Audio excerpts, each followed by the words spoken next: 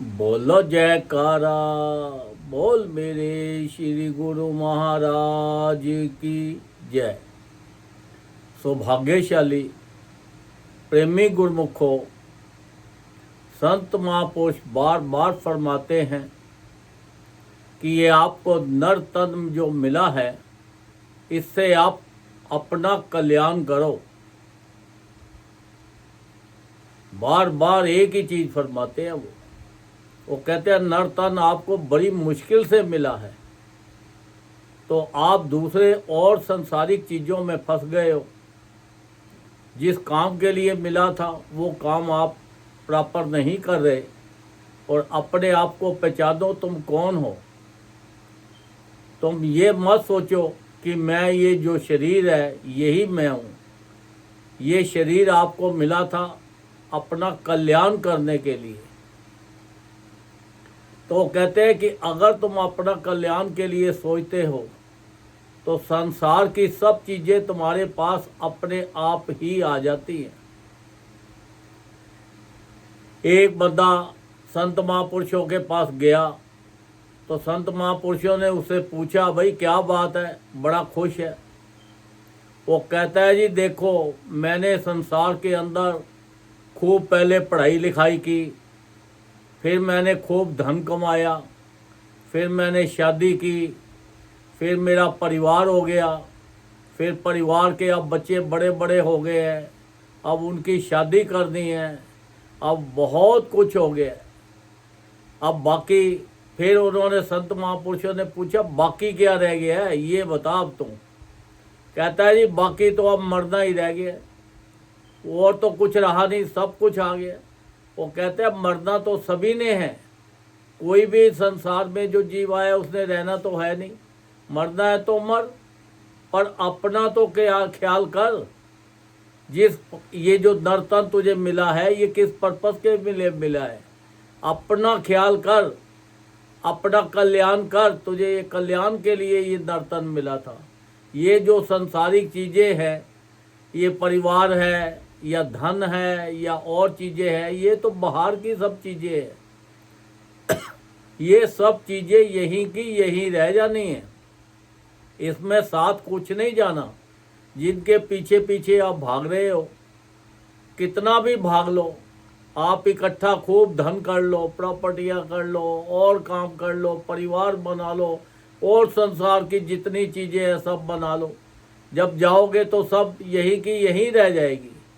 फिर संत महापुरुषों ने उससे पूछा, भाई ये बताओ 0 + 0 कितना होता है। वो सोच में पड़ गया। उन्होंने फिर पूछा, भाई 0 + 0 क्या है। वो कहते हैं कुछ भी नहीं है। उन्होंने बोला, आप समझ में कुछ आया? आप संसारिक चीज़ें जो इकट्ठी कर रहे हो और चीज़ें कर रहे हो, ये कुछ नहीं है। आप सब ये 0 + 0 कर रहे हो। आप अपने आप को पहचानो, आप जो नाम जपो परमात्मा का, सबके लिए अच्छा सोचो, सबके लिए अच्छा करो, तभी आपका कल्याण होगा। और ज़्यादा से ज़्यादा भजन करो। तो देखो, एक आदमी था, वो गया संत महापुरुषों के पास। वो जाके कहने लगा, महाराज मुझे संसारिक धन चाहिए। उन्होंने कहा, भाई संसारिक धन तो दुनिया कमाती है, कुछ और मांग ले। उन्होंने बोला, नहीं मुझे तो संसारिक धन चाहिए। वो कहने लगे कि ये ले, हम तुझे नाम देते हैं, नाम जप, अपना भी कल्याण कर और अपना संसारिक धन भी ले। उसने कहा ठीक है। अब वो नाम जपता रहा। एक बार वो पेंटर था, एक सेठ था, एक सेठ ने कहा, भाई पेंटिंग मेरी नाव पेंट करानी है। अब ढूंढा भाई अच्छा पेंटर कौन सा है। वो पता लगा भाई ये पेंटर जो है बहुत अच्छा है। अब उसको बुलाया, भाई ये नाव पेंट कर दे। वो कहता है, जी 100 रुपया लूँगा। उसने बोला ठीक है। उसने जब नाव को सारा पेंट किया तो उसने देखा कि नाव के अंदर एक छेद था। तो उसने ये सोचा कि ये छेद को भी बंद कर दूं, अगर गलती से कोई नाव ले गया तो डूब जाएगा। उसने वो जैसे भी था अपना जो भी उसमें मसाला लगाया, जैसे भी करके उसने वो छेद को बंद कर दिया पेंट करके। और सेठ को कहा, सेठ जी आपकी नाव पेंट हो गई है, तो उसने 100 रुपया लिया और चला गया। अब वो उसने सेठ को तो पता था इसमें छेद भी है। अब उसने बोला चलो छेद भी बंद करवाता हूँ, कुछ करवाता हूँ। अब 3-4 दिन बीते, घर वालों ने, परिवार ने सोचा भाई पेंट हुई हुई है नाव, चलो अपना ये नाव की सैर करके आए। अब उसने जो नाव की सैर करने के लिए वो गए, जाके समुंदर में गए, खूब चलाई नाव। राजा को पता लगा भाई नाव नहीं है, परिवार भी नहीं है। वो बड़ा घबराया कि भैया अब क्या होगा, अब तो मैं अकेला ही रह जाऊंगा। अब नाव में तो पानी भर जाना है, उन्होंने अपने डूब जाना है। भागता भागता गया समुंदर के किनारे, वहां जाके देखा तो कुछ भी नहीं था, कोई नजर नहीं आ रहा। बड़ा परेशान, इधर देखे इधर देखे, वो तो समुंदर के अंदर दूर तक गए हुए थे, तो कहाँ नजर आते वो। तो जब वो घूमते घूमते जब शाम पड़ गई, बड़ा नर्वस हुआ सोच में पड़ा हुआ, बहुत परेशान था। तो परेशानी बैठते बैठते इतने में बाहर से जब आवाज़ें आई, कहता है आवाज़ें तो अपनी लग रही हैं। जब वो आवाज़ें आई, देखा पूरा परिवार अपना हंसते खेलते हुए आया, और सब देख के बड़ा हैरान हो गया। पूछा भाई क्या बात है, कहते हैं लगे जी आपने नाव पेंट करा दी थी, बहुत बढ़िया है, बहुत आनंद आया खूब। तो उन्होंने बोला, राजा ने उनसे कुछ नहीं बोला, राजा और जो सेठ था उसने उससे कुछ नहीं बोला। वो कहने लगा चलो ठीक है। सब लोग अंदर गए तो वो सबसे पहले वो छेद को देखने के लिए गया कि जो छेद था वो क्या हुआ। जब छेद को देखा तो वो बंद हुआ था। तो सेठ बड़ा खुश हुआ। अगले दिन उठा और उस पेंटर के पास चला गया और जाके कहने लगा भाई ये लो 10,000 रुपया मैं आपको दे रहा हूँ। वो कहने लगा महाराज किस चीज़ का है। वो कहता है ये नहीं पूछना किस चीज़ का है, आपने मेरे लिए बहुत बड़ा काम किया है। वो कहता है जी मैंने तो आपकी पेंट ही की थी नाव, और उसका मैं 100 रुपया ले आया था, मुझे ये 10,000 नहीं चाहिए। उसको काफ़ी बोला सेठ ने। वो कहने लगा कि नहीं सेठ जी, ये मेरा हक नहीं बनता, मैंने कोई ऐसा आपका काम नहीं किया जो आप मुझे 10,000 दे रहे हो। अब वो सेठ खुश हुआ, उसने खुश होकर 5,000 और निकाल दिया। कहने लगा आप 15,000 लो। तो वो फिर पूछने लगा, वो बोलने लगा कि देखो मेरी नाव के अंदर एक छेद था, अब वो जो आपने जो छेद बंद कर दिया जिससे मेरा सारा परिवार बच गया, तो आपने तो कितना बड़ा कल्याण किया। ये तो 15,000 है, अगर मैं 50,000 भी दूं तो वो भी बहुत कम है। उसको बहुत कहने के ऊपर वो कहने लगा वो तो छेद छोटा सा काम था, मैंने कर दिया। मैंने सोचा कि कभी गलती से ये नाव ले गए, कोई डूब ही ना जाए, तो उसने उसको पैसे दे दिए। देखो अब वो नाम जपता था तो गरीब बहुत था, तो उसको देखो परमात्मा ने जो नाम जपता था उसको भी धन दे दिया, और उसको बोला जाओ ये धन से और आगे और धन कमाओ, लगाओ। देखो उसका भी कल्याण हो गया। उसने उनके लिए अच्छा सोचा कि भाई नाव डूब ना जाए, तो वो छेद बंद कर दिया,